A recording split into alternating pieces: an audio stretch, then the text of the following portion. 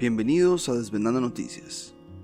Hoy les traemos una noticia que un gran suscriptor de Paraguay nos compartió, y es que se descubrió un nivel subterráneo en uno de los edificios del gobierno. Dice la noticia por acá: hallan una habitación desconocida y bala antigua en Palacio de López. Esto es en Paraguay, Asunción, su capital. Acá una foto de lo que nos están hablando. Dice por acá la leyenda abajo: hallan una habitación desconocida y bala antigua en Palacio López. Vemos el ladrillo rojo y pues unas estructuras ahí en la parte de abajo. Vamos a leer unas líneas y después nos vamos a ir a la historia de este edificio. Dice por acá que a medida que avanzan los trabajos de refacción o de reparación en Palacio de Gobierno, se revelan algunos recovecos o fragmentos de la historia.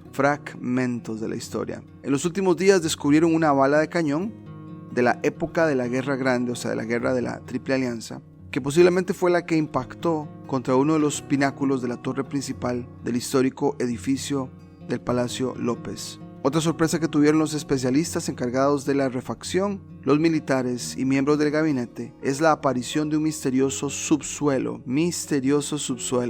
que antes no conocían y ni formaba parte del plano original de la Casa de Gobierno. Entonces, la pregunta es: ¿qué tiene este Palacio de López o Palacio de Gobierno en Paraguay de interesante o especial? Nos fuimos a su historia. Entonces, este es un sitio del gobierno de Paraguay, presidencia.gov.py. Vamos a leer lo que está en la historia oficial, pero obviamente leyendo entre líneas datos que nos llaman mucho la atención. Dice por acá que el Palacio de López constituye una de las edificaciones más sorprendentes que el Paraguay heredó del siglo XIX. Su construcción se inicia en el año 1857. El baluarte fue concebido como residencia del general Francisco Solano López, hijo del entonces presidente de la República, don Carlos Antonio López. Entonces hay dos cosas aquí importantes de rescatar. Una es el año. Durante estos años, al parecer, estaban sucediendo muchas otras guerras, entre comillas, en el mundo. Había un movimiento, entre comillas, geopolítico. Pareciera como agendas políticas que se querían llevar a cabo. Y es en ese año donde en Paraguay nos reportan que empieza a construirse. Ahora pongamos la atención porque supuestamente este hijo, el general Francisco Solano, es el que va a vivir en el palacio. Sin embargo, no sucede así. Durante su gobierno, don Carlos, o sea, el presidente de turno, el papá, trajo de Europa a destacados técnicos a fin de llevar adelante distintos emprendimientos para la modernización del Estado paraguayo. Ingenieros, arquitectos, técnicos industriales y profesores conformaron el selecto grupo de profesionales, muchos de los cuales tuvieron activa participación en la construcción del Palacio de López. Y esto obviamente nos conecta a esos temas de Tartaria que hemos hablado en el canal en el pasado, donde siempre hay que traer a alguien de afuera, o alguien en este caso de Europa, a venir a ayudar. Entonces la pregunta es: ¿la gente que estuvo ahí, la civilización antes, no eran capaces?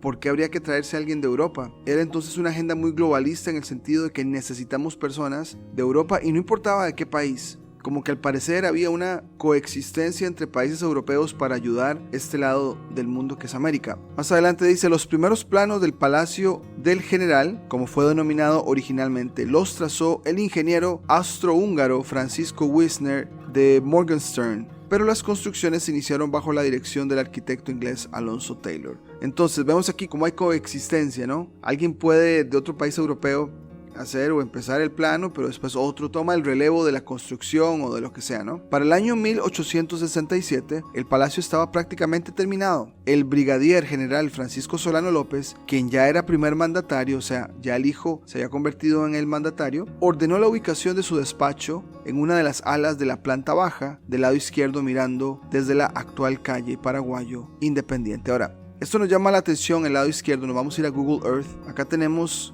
donde está el palacio en este momento. Nos llamó la atención que esas estructuras gubernamentales, volvemos a ver este patrón de muy cerca del río, en este caso Paraguay, y esta bahía de Asunción, o sea, muy cerca del recurso hídrico, del cuerpo de agua, así como hemos visto fortalezas o fuertes, así como hemos visto también parques de atracciones. Al parecer había una conexión de muchas de estas estructuras antiguas de estar conectados al agua, ¿no? Probablemente por comunicación, pero también por recursos, ¿no? Entonces ahí está el palacio. El palacio tiene dos alas, ¿no? Desde el frente tendríamos la de la izquierda, que es esta, y la de la derecha, ¿no? Dice el señor que él pidió estar acá, al frente de lo que es la calle Paraguayo Independiente, que es básicamente esta de acá. Entonces él solicitó estar en esta área, ¿no? ¿Será que esta ala de la estructura tenía algo importante, bueno, es aquí donde se encontró el subsuelo o el nivel subterráneo que no sabían ellos. Entonces, coincidencia que acá en este lado del edificio haya entonces pasadizos a un nivel subterráneo. Aquí hay un retrato, lo cual llama la atención, que todo es como en blanco y negro o digamos que sepia, pero la bandera sí puede ir en color, ¿no? Podríamos decir que tal vez sea un fotomontaje, pero bueno. Dice por acá: la guerra de la Triple Alianza obligó a López a abandonar la capital para dirigir las operaciones bélicas antes de habitar su residencia. Entonces, qué raro, ¿no? Cuando ya estaban a punto de habitar el palacio, sucede la guerra de la Triple Alianza. En febrero de 1868, luego de que los buques de guerra brasileños cruzaron la frontera de Humaitá, el palacio fue bombardeado, causando serios daños en su estructura. Entonces, a punto de ser habitado, a punto de ser ya utilizado, es bombardeado. Es donde algo no calza, ¿no? ¿Por qué nos cuentan? O sea, de los que escribieron la historia, nos pudieron haber contado muchas otras cosas, pero era necesario decirnos que estaba a punto de ser habitado, a punto de ser utilizado, y no. La guerra entonces llegó para que esas personas bombardearan, y entonces la estructura ya no estuviera como la habían dejado, ¿no? Las tropas enemigas que ingresaron a Asunción en enero de 1869 saquearon sus instalaciones, llevándose un valioso botín en mobiliarios y estatuas. Esto de saquear ya lo hemos visto. ¿Será que durante esta supuesta construcción podría ser hasta excavación de algo que estaba antes ahí, se construyó encima, encontraron cosas valiosas y la guerra fue como la excusa para decir que estaban saqueando, pero al final de cuentas sí saquearon otras cosas, pero no las que estaban puestas en el papel? O sea, una agenda muy sutil. Hemos visto esto también en el Medio Oriente, donde el ejército de Estados Unidos llega a lugares como Irak. Hay evidencia que llegan y saquean cosas, monumentos y reliquias, ese tipo de cosas, pero ¿por qué hacerlo? El lugar pasó a manos de la caballería riograndense, que la utilizó de caballeriza, izando la bandera imperial en su torre. Yo creo que esta bandera es esta de acá, ¿no? Que pareciera un montaje. En 1872, la creación del Ejército de Línea Nacional, el lugar fue abandonado. Entonces, casi construido, bombardeado, saqueado. Pasaron unos años después, entonces el lugar fue abandonado. Un patrón que siempre lo hemos visto en esto, ¿no? Que dice que construyen algo, lo botan, lo dejan de usar. Durante el gobierno de Juan Gualberto González, entre 1890 y 1894, la majestuosa construcción se convirtió en patrimonio nacional y se ordenó su recuperación. Ahora pongamos atención a estos años, porque lo vamos a conectar a otro tema que hemos hablado acá en el canal. Dice: para luego reconstruirse en sede del Poder Ejecutivo. Los trabajos culminaron en 1892. Entonces, después de ser abandonado, se toma la tarea oficial de reconstruirlo en 1892, y el magnífico Palacio de López fue habilitado el 12 de octubre de ese mismo año. Ahora, 12 de octubre. ¿Qué celebramos en Latinoamérica o qué nos han impuesto a celebrar el 12 de octubre? Dice por acá: bajo la presidencia de Juan Gualberto González, coincidentemente con la celebración del cuarto centenario del descubrimiento de América. Y haremos una pausa ahí. ¿Por qué? Porque mientras esto pasaba en Paraguay, en Estados Unidos se estaba conmemorando la Feria Internacional de Chicago, en el cual el punto de celebración o el centro de toda esta celebración era Cristóbal Colón. De hecho, se llama la Feria Colombina, que también era para conmemorar 400 años de esta supuesta historia que nos han contado del descubrimiento de América. ¿Por qué eligen estas fechas para que coincidan con estas celebraciones?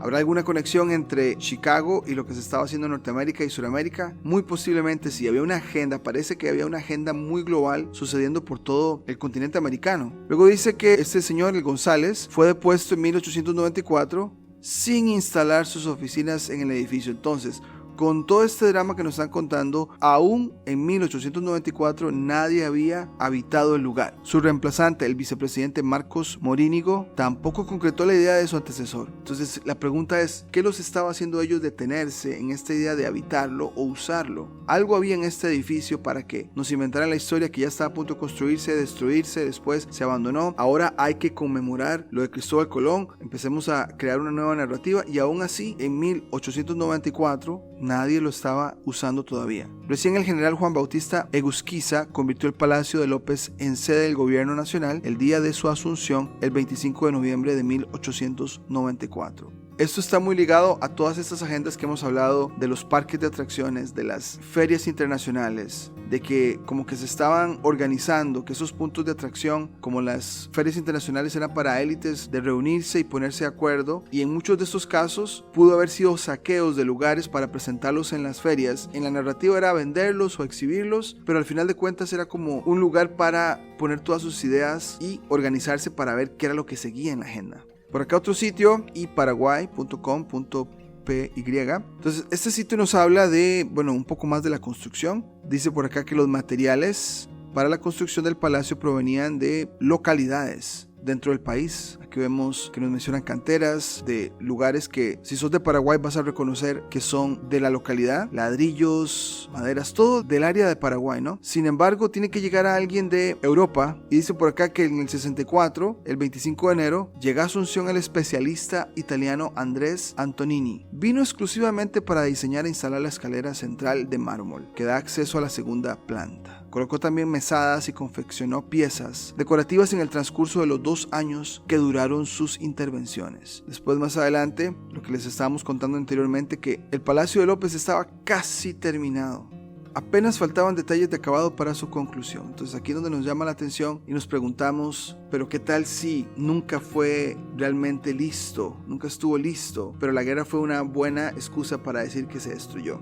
Volviendo a la noticia, dicen por acá, hace unos días la bala de cañón se encontró en medio de los trabajos de refacción que se está realizando en la zona del gabinete militar, ubicado a un costado de la oficina del presidente de la República. De acuerdo a las primeras sospechas, podría haber sido parte del bombardeo que sufrió el edificio hace más de 153 años por parte de los navíos brasileños que llegaron a ingresar hasta la zona de la bahía de Asunción durante la guerra de la Triple Alianza. De acuerdo a los fragmentos de la historia, otras balas fueron a impactar hacia la zona del Congreso. En la semana se sumó otra novedad. En medio de los intensos trabajos de intervención y refacción de la estructura del ala oeste, y aquí sí confirmamos que es ala oeste esta que está acá, donde este presidente López, el hijo, quiso poner su oficina supuestamente para estar enfrente de la calle Paraguayo Independiente. Allí la sorpresa fue el hallazgo de un compartimiento no conocido por los responsables de la seguridad de las instalaciones del edificio. En medio de los trabajos de intervención del piso, fueron llegando a la capa original y se percataron de la aparición de una habitación en el subsuelo. Surgieron varias conjeturas sobre la existencia de esta habitación que transporta a una parte de la historia oculta. Una de ellas es que un expresidente usaba esta habitación para cuestiones privadas. Los responsables de los trabajos de refacción pusieron al tanto de los hallazgos al presidente Mario Abdo Benítez y las autoridades de la Secretaría de Cultura para iniciar los estudios técnicos. En el marco de los festejos de las fiestas patrias, el presidente de la República aprovechó la visita que tuvo de su homólogo uruguayo, Luis Lacalle Pou, para exhibirle la bala de cañón que encontraron en medio de la zona de obras. Coincidentemente, el gobierno de Uruguay había formado parte de la contienda bélica de la Triple Alianza y se había beneficiado con el abastecimiento del ejército. Otra delegación que tuvo la posibilidad de observar los hallazgos es la que integró el embajador de Estados Unidos en Paraguay, Mark Otzfield, y agregados militares durante la conversión que mantuvieron en el despacho presidencial. Y obviamente no podía faltar nuestros amigos de Estados Unidos inmiscuyéndose en cosas de este tipo, ¿no? El ministro de Cultura, Rubén Capdevila, fue informado sobre el hallazgo y aguarda el reporte técnico con el equipo de Patrimonio Cultural a fin de ir investigando. Los primeros trabajos consisten en relevantamiento de la información. Los trabajos de restauración del antiguo edificio arrancaron a finales del 2020. Quiere decir que el edificio estaba en restauración en media pandemia. Hemos visto también que han habido otras agendas de restauración de edificios en otras partes del mundo durante esta pandemia. Suena muy sospechoso. Luego de un informe técnico que advertía sobre el riesgo del colapso del ala oeste debido al deterioro producido por la falta de refacción y la infestación de las termitas en la zona del Salón Libertad. Los trabajos de intervención estructural deben finalizar el próximo año. En medio de los trabajos descubrieron unas imágenes de antiguos murales en el subsuelo. Más cosas, no hay fotos todavía como para mostrar o indagar más. El hallazgo más importante es la pintura mural a nivel del zócalo que aparece en el sótano, además de los arcos que se encuentran en la zona del subsuelo del edificio histórico. Dejaremos la nota acá y obviamente muchas preguntas de que sí, se encuentran que algo aparece, tienen que ponerlo en la noticia para que la gente sepa, pero una de nuestras sospechas es que si esto, como es del gobierno y ha estado ahí desde más de 100 y resto de años, es un lugar que ha estado encubierto, se ha construido encima. Quizá lo que nos contaron de cuando estaba a punto ya de ser utilizado y que la guerra de la Triple Alianza trae esta situación en que es destruido y después abandonado, es una historia muy pictórica, pero con lo que estamos leyendo hoy sí hay un subsuelo, sí hay un nivel subterráneo, entonces sí se construyó encima y todos estos años simplemente han ido encubriendo y llega 2020 que es como un año para restaurar, y no solo lo hemos visto acá, lo hemos visto en otros países, como que están calendarizados a hacerlo alrededor de estos años, y en estas restauraciones obviamente encuentran otro tipo de artefactos, los guardan, los esconden, los ponen en otro lugar, pero para disimular es necesario ponerlo en la prensa para que la gente sepa que sí se encontraron cosas, se está arreglando, pero también a la misma vez como para evadir y que pues no se hable mucho del tema. Si sos de Paraguay y escuchaste de esto o tenés más información, obviamente nos encantaría escucharlo, y si tienen algún otro comentario que le aporte a esa presentación, nos encantaría escucharlo también, pero por ahora sería todo y nos vemos en la próxima. Si te gustó el contenido del canal, no olvides suscribirte, darle campanita para notificaciones, darle me gusta, comentar o compartir. Hasta la próxima.